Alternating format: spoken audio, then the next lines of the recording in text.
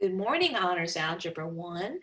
It is Tuesday, March 31st, and I want to start out today's video by talking about the procedure for taking our quizzes in this class. And today you have your first quiz. So let's go ahead and see where you can find it. Well, we're going to go over to Chapter 10, Inequalities, and click on that. And you'll see this was 10.5 was Monday's assignment. Here's Tuesday's assignment. And now here underneath Tuesday's assignment, you'll see quiz 10.1 to 10.3. So let's click on that and we'll read through the instructions together. Open the attached PDF to take the quiz. We're going to do the quiz problems on a separate sheet of computer paper in our normal 2-column format, just like we do homework. And we're always going to remember to box our answers. You're going to take a picture of your work and upload it to LMS, right to this assignment here. And then you have to submit all quizzes and tests in this class 9 p.m. the day the quiz or test is assigned. So this must be turned in by 9 p.m. this evening. I'll go ahead and post the answers to this quiz on the class wall after all of you have submitted your quiz. And that will be your feedback for the quiz. You'll have your quiz here, well, with you, not here with me, but you'll have the paper copy of your quiz, and you can then compare it to the answers. All right, now let's go ahead and open up the PDF, and let's see what it looks like. Well, it looks just like the quizzes we took in class, and I went ahead and left these answer where you put your answers over here, the answer blanks, because I just wanted to make sure that you could tell, okay, number 1, I'm going to have 5 answers, number 2, I'm going to have 4 answers, but you're going to write the answers on your paper and then take a picture of it. So don't print this off, just answer these questions, and then if you want to refer over here to make sure you've done all of them just to see how many blanks. So for example, when we get to this next section, now it says 7 through 11, you know how sometimes I will omit some of them because these quizzes are a little bit lengthy. So you'll notice that there is no number 7 and there is no number 8. I omitted those, but I did give you 9 and 10. You'll have to do 2 things. You'll have to solve this inequality, and then this says C diagram. That means then underneath it, you will show me the graph of that inequality solution. Okay, on this one, notice 12 has an A and a B, so follow your directions. A is writing the inequality, and they give you the specific variables to use, and then B is solving the inequality. So remember, you are totally open book on this quiz. You are just not open neighbor. You cannot ask anyone else for help. You can only use your book, okay? So that's our quiz, and that's the way that's going to go. Now that we've talked about how to take a quiz in this class, let's go ahead and go to section 10.6.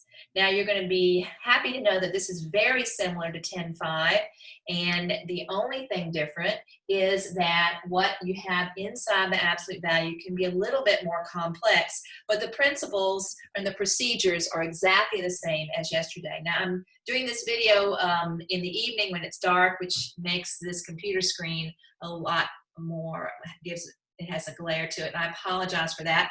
I was babysitting my grandkids this afternoon and ran out of time to make a video during the daylight. So I'll do the best I can to have that glare not be annoying to you. Okay, so we have the absolute value of this binomial 2p minus 3 equals 7. This is an equation, and so to solve an absolute value equation, what we know is that what is inside here, whatever value we have in here, can be equal to 7, or it could be equal to negative 7, because we know the absolute value of negative 7 is 7, as well as the absolute value of positive 7 is 7. So let's create 2 equations and drop our absolute value symbols. So I'm going to rewrite this as 2p minus 3 equals 7, and then I'm going to go ahead and write my second equation, which would be 2p minus 3 equals negative 7. Okay, now please be careful. The absolute value symbols are no longer there when you break it up into 2 equations. All right, now let's go ahead and solve each one. So I'm going to add 3 to both sides. I get 2p equals 10 or p equals 5. Don't box that yet. We're going to have 2 answers and we're going to combine them. So this is going to be 2p equals negative 7 plus 3 is negative 4, or p equals negative 2. So I have 2 answers here, and I'm going to write them together. I usually write the smaller value first, but I am not going to be picky about that. Okay, so p equals negative 2 and 5. Let's just go ahead and check that. Negative 2 times 2 is negative 4 minus 3 is negative 7. After they negative 7, of course, is 7. What if I plug in 5? I get 10 minus 3 is 7. And voila, it works. How wonderful. Okay, let's move on over here. And we have the absolute value of 10 minus 2k is greater than or equal to 6. Uh-oh. We have an inequality, so now we have to decide, is this an and or an or statement? Greater than or equal to is an or statement. So we are going to now break this up into a compound inequality joined with the word or.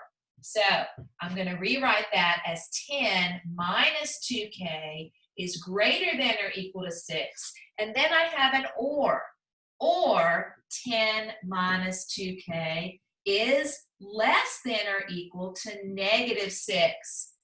All right, so what's inside is either greater than or equal to 6, or it is less than or equal to negative 6. So let's keep going. I'm going to go ahead and subtract 10 from both sides of this inequality, giving me a negative 4. Okay. What do I do when I divide by a negative number with an inequality?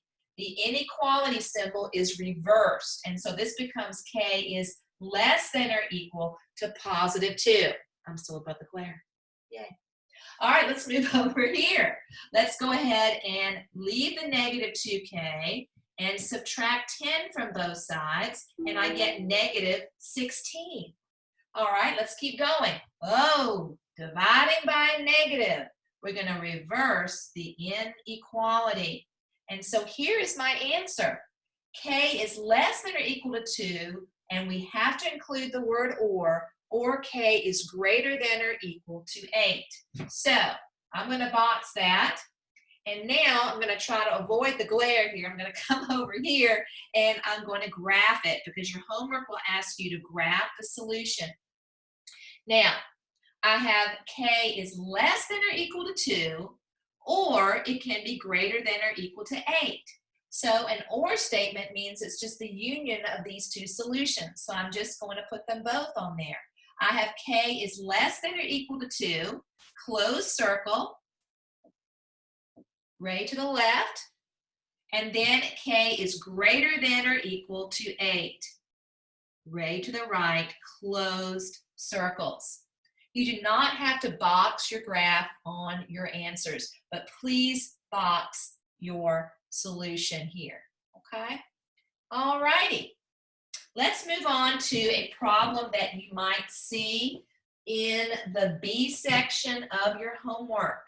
So here is a problem over here in the B section. It's in the B section because look at that absolute value statement. Ooh, it's got some complicated stuff in there, but nothing we can't handle. So let's go ahead first and simplify what's inside there. I have the absolute value of 6. Distribute the negative 1 to both terms in the parentheses. So that becomes a negative 2y, and then I distribute the negative 1 to the negative 3, making it a positive 3. I copy the entire inequality. Don't leave out any parts. We write the complete statement there as we come down.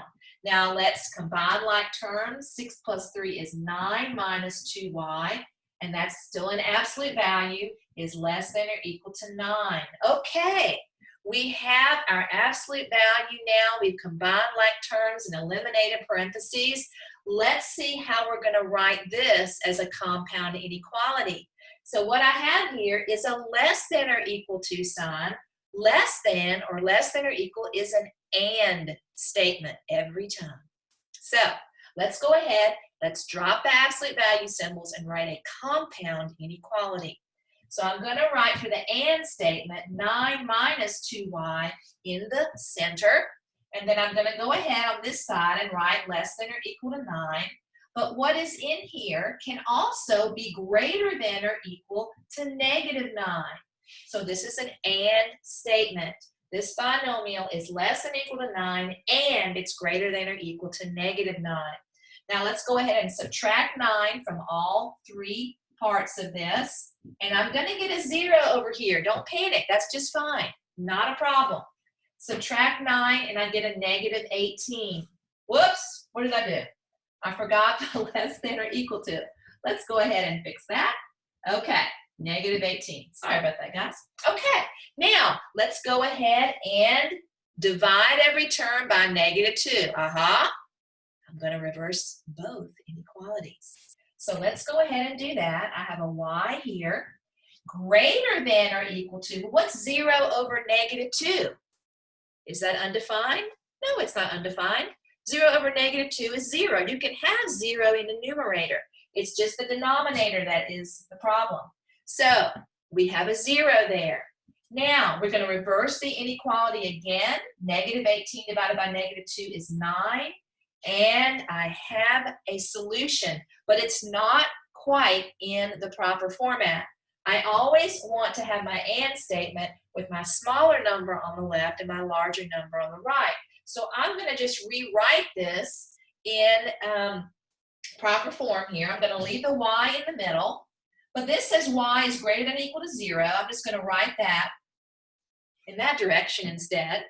And then this also says y is less than or equal to 9. So there you go.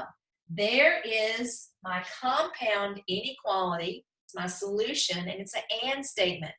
So let's go ahead and graph that. 0 and 9 are my two boundary points there. I call them my boundary points. They can be equal to 0, closed circle, equal to 9. And I want all numbers where y is less than or equal to 9 and greater than or equal to 0. So I'm only talking about the numbers right in here.